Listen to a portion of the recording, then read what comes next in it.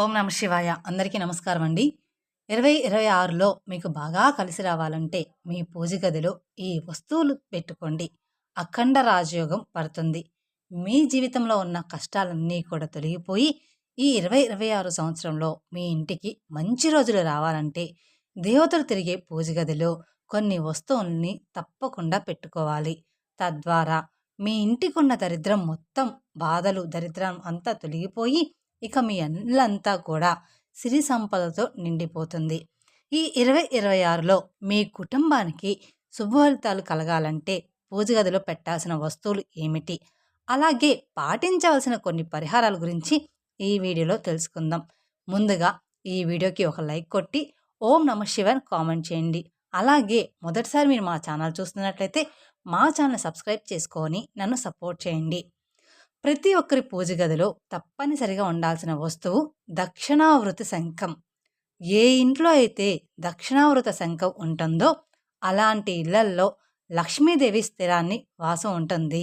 కాబట్టి మీ పూజ గదిలో శంఖం లేకపోతే ఈ సంవత్సరంలో ఒక చిన్న శంఖాన్ని తెచ్చుకొని మీ పూజ గదిలో పెట్టుకోండి.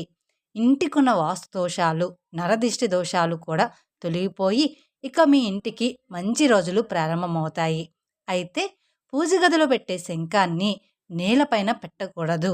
ఒక రాగి ప్లేట్లో లేదా ఇత్తడి ప్లేట్లో బియ్యం పోసి దానిపైన శంఖం పెట్టుకోవాలి. ప్రతిరోజు ఆ శంఖంలో నీళ్లు పోసి పెట్టాలి. మరుసటి రోజు ఉదయం ఆ నీటిని మీ ఇల్లంతా చల్లుకోవాలి. ఇలా చెయ్యడం ద్వారా మీ ఇంట్లో ఉన్న దరిద్ర దేవత వెంటనే బయటకు వెళ్ళిపోయి మీ ఇంట్లోకి లక్ష్మీదేవి అడుగు పెడుతుంది. అలాగే ప్రతి శుక్రవారం నాడు శంఖంలో పాలు పోసి లక్ష్మీదేవికి అభిషేకం చేస్తే ఇక మీ ఇంటిపై కనకవర్షం కురిపిస్తుంది. ఇక పూజ గదిలో పొరపాటున కూడా 2 దక్షిణావృత శంఖాలు ఉండకూడదు. అలాగే ప్రతి ఒక్కరి పూజ గదిలో ఖచ్చితంగా పసుపు కొమ్ములు ఉండాలి. పసుపు గౌరీదేవి స్వరూపం. పూజ గదిలో పసుపు కొమ్ములు ఉంటే మీ జాతకంలో గురుదోషాలు తొలగిపోయి అదృష్టం కలిసి వస్తుంది. ముఖ్యంగా వివాహ ప్రయత్నాలు చేసేవారు, అలాగే సంతానం కోసం ఎదురు చూసే దంపతులు ఈ 2026 సంవత్సరంలో ఒక పసుపు రంగు వస్త్రంలో 5 పసుపు కొమ్మల మూట కట్టి మీ పూజ గదిలో పెట్టుకోండి. వివాహం కాని వారికి వివాహ యోగం, సంతాన ప్రాప్తి, అలాగే వివాహమైన ఆడవారికి సుమంగళి యోగం కలుగుతుంది.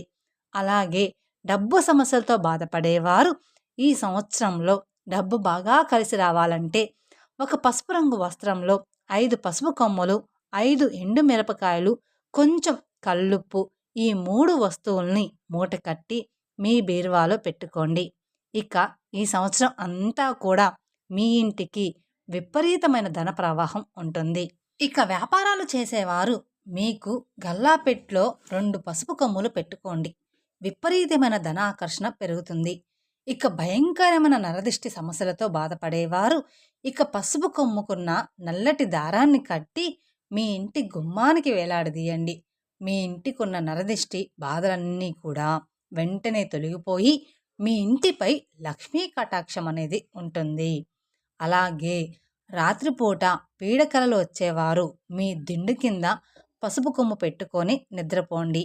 ఎలాంటి పీడుకలలు రాకుండా ప్రశాంతమైన నిద్ర అనేది పడుతుంది. ఇక ప్రతి ఒక్కరి పూజ గదిలో ఏది ఉన్నా లేకపోయినా ఏకాక్షి కొబ్బరికాయ ఖచ్చితంగా ఉండాలి.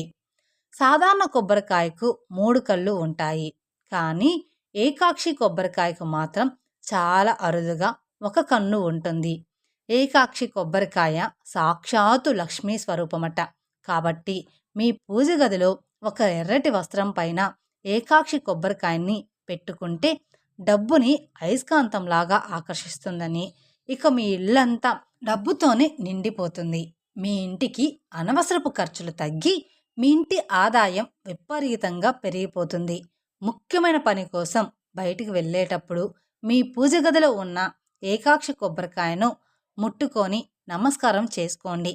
ఇక మీ పనుల్లో విజయాలనేది సాధిస్తారు. కాబట్టి ఈ సంవత్సరంలో అంటే ఈ 2026 సంవత్సరంలో మీరు ఖచ్చితంగా కొన్ని నియమాలు కూడా పాటించాలి.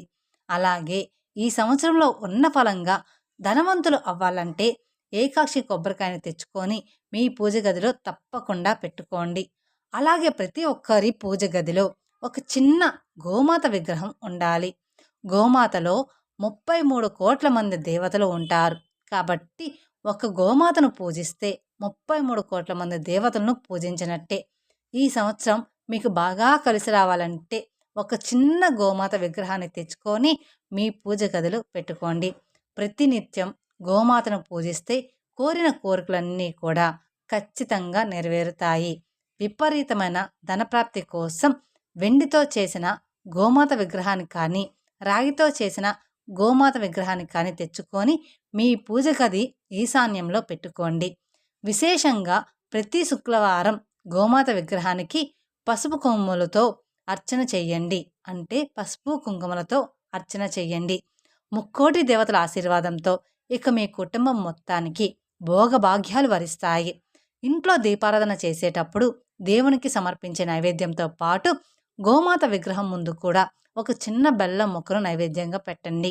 తద్వారా ముక్కోటి దేవతలకు నైవేద్యం పెట్టినంత పుణ్య ఫలితం కలుగుతుంది. అలాగే విపరీతమైన అప్పుల సమస్యలతో బాధపడేవారు ప్రతి మంగళవారం కూడా మీ పూజ గదిలో ఉన్న గోమాత విగ్రహానికి ఎర్రటి పుష్పాలు పెట్టి పూజ చెయ్యండి. ఇక మీ అప్పుల బాధలన్నీ కూడా క్రమంగా తీరిపోయి విపరీతమైన డబ్బు కలిసి వస్తుంది. అలాగే ఉదయం నిద్ర లేవగానే ముందుగా గోమాత విగ్రహాన్ని కానీ, గోమాత ఫోటోని కానీ చూస్తే ఇక మీ జాతకంలో ఉన్న దురదృష్టం మొత్తం కూడా తొలగిపోయి అదృష్టం కలిసి వస్తుంది. అలాగే ప్రతి ఒక్కరి పూజ గదిలో తప్పకుండా అక్షంతలు ఉండాలి.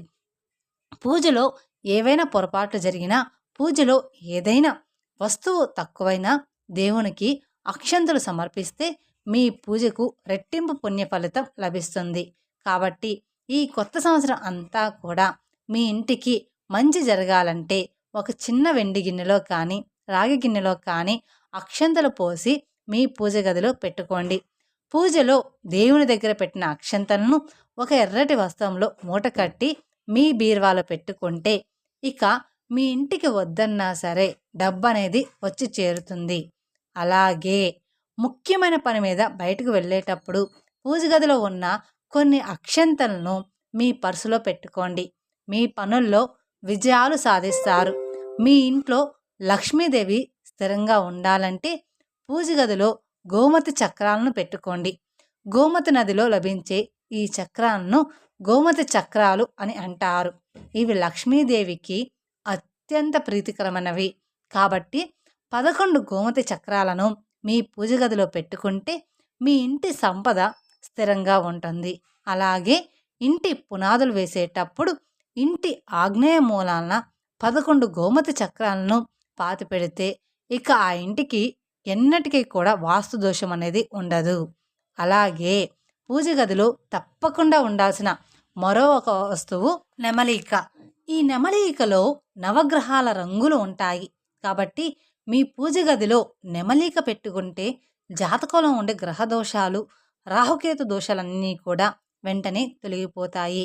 పూజ గదిలో 3 నెమలికలు ఈక పెడితే ధనపరంగా బాగా వృద్ధి చెందుతారు.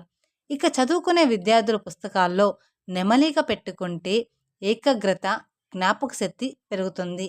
అలాగే భార్యాభర్తల మధ్య గొడవలు ఉన్నవారు 2 నెమలికలను జంటగా పెట్టి మీ బెడ్రూమ్లో పెట్టుకోండి. భార్యాభర్తల మధ్య గొడవలు తగ్గి ప్రేమానురాగాలు పెరుగుతాయి. ఇక ఈ సంవత్సరం అంతా కూడా మీ ఇంటికి అదృష్టం, ఐశ్వర్యం కలిసి రావాలంటే ప్రతి శుక్రవారం కూడా లక్ష్మీ అష్టోత్తరం చదవండి. అలాగే ఎర్రటి గులాబీ పూలతో ప్రతినిత్యం లక్ష్మీదేవిని పూజించండి. ఈ సంవత్సరం అంతా డబ్బు సమస్యలు లేకుండా లక్ష్మీ కటాక్షం సిద్ధిస్తుంది. ముగ్గులో లక్ష్మీదేవి కొలువై ఉంటుంది. కాబట్టి ప్రతిరోజు ఉదయాన్నే సూర్యుడు రాకముందే ఇంటి గుమ్మం బయట బియ్య పిండితో ముగ్గు వేయండి. ఉదయాన్నే ఇంటి గుమ్మం బయట ముగ్గులు వేస్తే అలాంటి ఇళ్లల్లో లక్ష్మీదేవి తిష్ట వేసుకొని కూర్చుంటుంది. లక్ష్మీ స్వరూపమైన ఇంటి గుమ్మానికి ఎదురుగా చెప్పులు, చెత్తబుట్టలు ఉండకూడదు. ధనానికి అధిపతి కుబేరుడు. కాబట్టి మీ ఇంటి సంపద నిలకడగా ఉండాలంటే మీ పూజ గది ఉత్తర దిశలో కుబేర యంత్రాన్ని పెట్టుకోండి. ప్రతి శుక్రవారం కుబేర యంత్రానికి గంధం రాసి కుంకుమ బొట్లు పెట్టి పసుపు రంగు పుష్పాలతో పూజిస్తే ఇక మీ ఇంటికి అఖండ కుబేర రాజయోగం పడుతుంది. జీవితంలో ఏమీ లేని స్థాయిని గొప్ప స్థాయికి ఎదుగుతారు. మన జాతకంలో సూర్యుడు బలంగా ఉంటే జీవితంలో ఎలాంటి కష్టాలు ఉండవు. కాబట్టి ఈ 2026 సంవత్సరంలో మీకు అదృష్టం కలిసి రావాలంటే ప్రతి ఆదివారం ఉదయం స్నానం చేసి సూర్యుడికి నీటితో అర్ఘ్యం సమర్పించి నమస్కారం చేసుకోండి. అలాగే మీ పూజ గదిలో ఖచ్చితంగా గంగా జలం అనేది ఉండాలి. దీనివల్ల మీ ఇంట్లో ఉన్న నెగిటివ్ ఎనర్జీ మొత్తం కూడా తొలగిపోయి మీ ఇల్లంతా కూడా దైవశక్తులతో నిండిపోతుంది. కాబట్టి మీకున్న సమస్యలను బట్టి ఈ వీడియోలో చెప్పిన వస్తువులను తెచ్చుకొని మీ పూజ గదిలో పెట్టుకుంటే ఈ సంవత్సరం అంతా కూడా మీకు శుభ ఫలితాలు కలుగుతాయి. అలాగే మీకు రాజయోగం పడుతుంది. తెలుసుకున్నారు కదండి ఈ సంవత్సరం మీరు తెచ్చుకోవాల్సిన వస్తువు ఏమిటి అనేది. ఈ వీడియో కనుక మీకు నచ్చినట్లయితే మరికొందరికి షేర్ చేయండి. అలాగే మొదటిసారి మీరు మా ఛానల్ చూస్తున్నట్లయితే మా ఛానల్ సబ్స్క్రైబ్ చేసుకొని నన్ను సపోర్ట్ చేయండి.